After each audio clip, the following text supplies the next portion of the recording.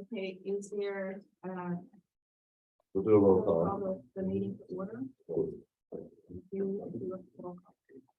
President Jimmy Paver. Vice President Cheryl Brown. Director Wilmer Roberts. Director Jan Wenning. Director Rebecca Weber. I'm here. We have a quorum. Is there anyone desiring to discuss or comment on any items? related to TCFC? Thank you. Is there on item number 3, consent of the agenda? Is there a motion to approve the meeting minutes for April 6th?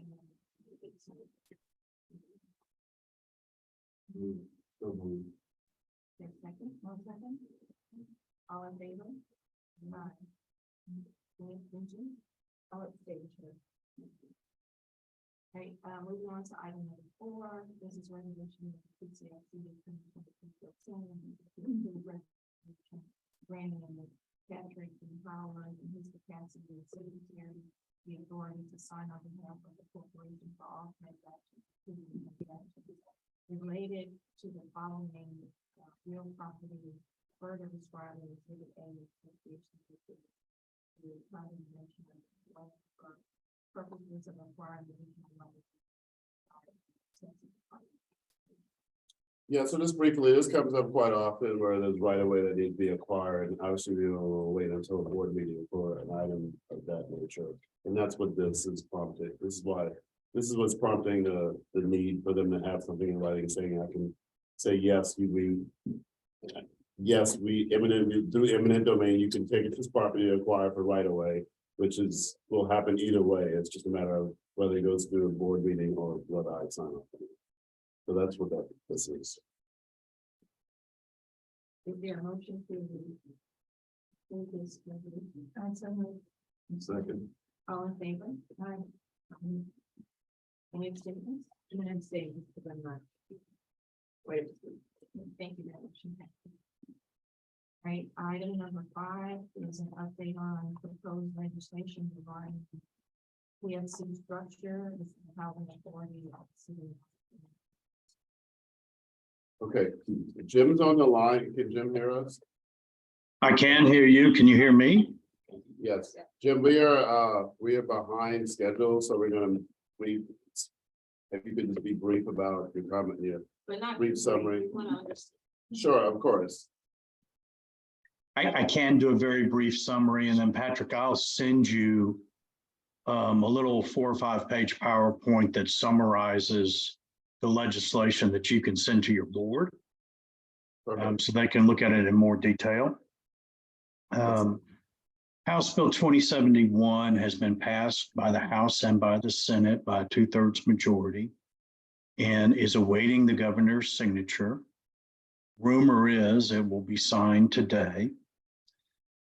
The bill modifies the requirements associated with a public facility corporation project, but it mostly focuses on the abuses that were happening. For example, the bill very specifically spells out that a public facility corporation may only operate in its sponsor's boundaries, which in your case would include any city that you have a cooperative agreement with.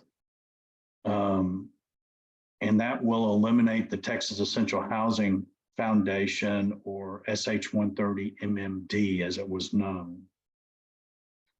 For new construction projects, the income requirements under state law will be 10% at 60% and 40% at 80%. So the vast majority of the projects that you have done will already fall within those requirements. And the legislature left those requirements because the legislature recognized that the purpose of public facility corporations is to finance workforce housing.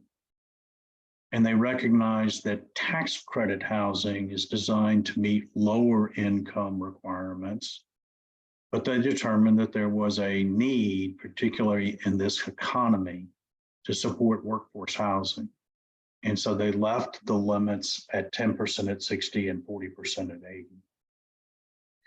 They did indicate that the tax exemption for new construction would only be available for a 60-year period. Now, I still anticipate that we will have 75-year leases because that's what's required for financing.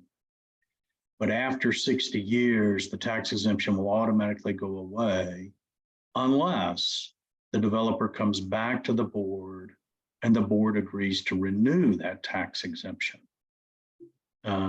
And so it may be extended, but it will require you to go through the process again.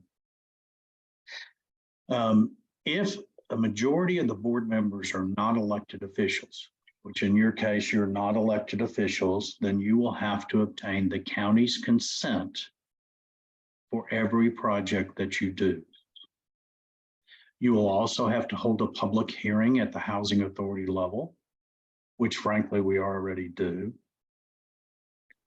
The projects will be required to be underwritten to show that the project development would not be feasible without your participation. It's a simple but-for test. And we have hired Hilltop Securities on the last 3 or 4 deals that we have approved to run that analysis for us, just to make sure that we met that requirement. That underwriting assessment is then going to have to be published on your website. It doesn't give a timeline when it must be published by, but our belief is the best practice is to do it before the board meeting. They've also formally recognized the sales tax exemption that we have in these transactions. The rules for a purchase are much different. So if you're buying an existing property and taking it off the rolls, the statute is designed to curtail that. The Houston Housing Authority had acquired 73 new projects and taken them off the rolls. And that had upset many of the legislators. So this is a result of that. So if you acquire a new property, you have 2 choices. You can either rehab it in an amount equal to 15% of the purchase price, and then you must provide 10% at 60% of the AMI units and 40% at 80%. Or if you're not doing a substantial rehabilitation, you've got to provide 25% of the units at 60% and 40% of the units at 80%. And once again, you'd have to have county approval. The real killer for acquisitions is that the tax exemption, it can only be in place for 30 years. After 30 years, it could be renewed for another 30-year period.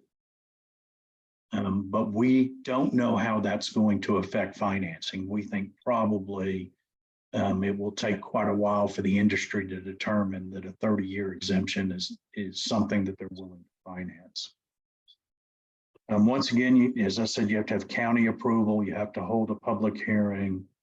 And in the underwriting of these projects, on an acquisition, you have to have an underwriter determine that 60% of the taxes that would have been imposed on the property are used for rent reduction in the affordable units.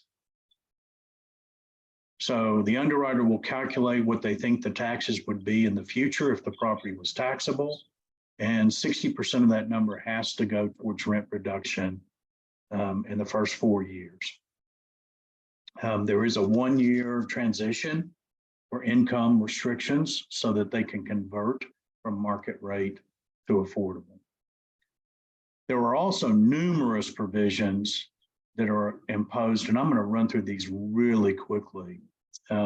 First, all units must be rent restricted and adjusted for family size, and there has to be a pro rata number of units by bedroom. So a developer can't stack the affordable units in one bedroom, and he's now got to spread them out. You cannot refuse to rent to Section 8 tenants. And you've got to publish on your internet website the terms and conditions of rental to the Section 8, and you've got to contact the housing authorities and tell them that you are available to accept Section 8 tenants. Each tenant lease has to provide that there will be no retaliation for participation in tenant organizations, and the landlord can only non-renew the lease if the tenant is in material non-compliance with the lease. And the landlord has to now give 30 days notice of non-renewal. We have always recorded a land use restriction, but the statute now says that the low-income set-asides must be in place for at least 10 years. Every project will be required to have an audit, and that audit, it will be an audit of the low-income set-asides and an audit of the rent savings to the affordable units. And that audit will have to be turned over to the TDHCA. And the TDHCA must review it within 60 days and determine whether there was compliance. If there is non-compliance, the developer will have 60 days to remedy that. And if they do not, they will lose their tax exemption for that year. The other provision is that there is no tax exemption for a municipal utility district, what we commonly call MUDs. So PFC projects must pay the MUD taxes. And that is a very quick summary of the changes. I watched this again later. Is this recorded? Yes, it is recorded and it will be posted online. Yeah, but it's just a PowerPoint, we will send it to you. Very well. Thank you. Any questions for him at this point? We'll see if it passes. Thank you. Well, it already passed, didn't it? Right, it got, has been signed by the governor, yes, Signed. so he could be told. I don't think there's much chance of him vetoing it, to be honest with you. And I think it's veto proof with 2/3 majority in the House and Senate. Mr. Plummer, I have a quick question from last month's special meeting. Did the actions of that special meeting provide any protection against any implementation of the property? Yeah, I'm having real trouble hearing you from the dais.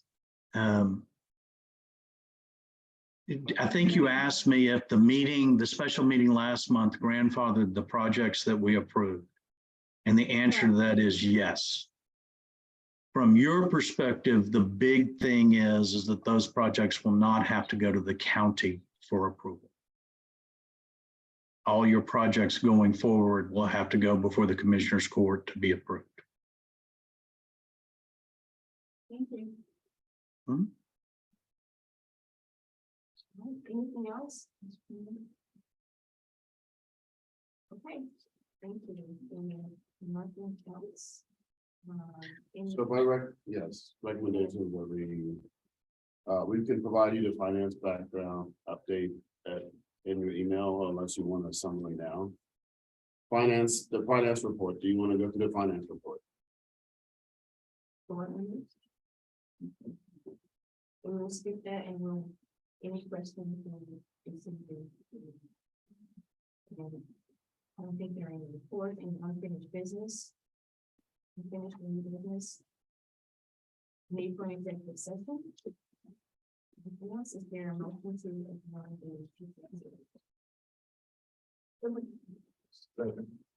All in favor? Aye.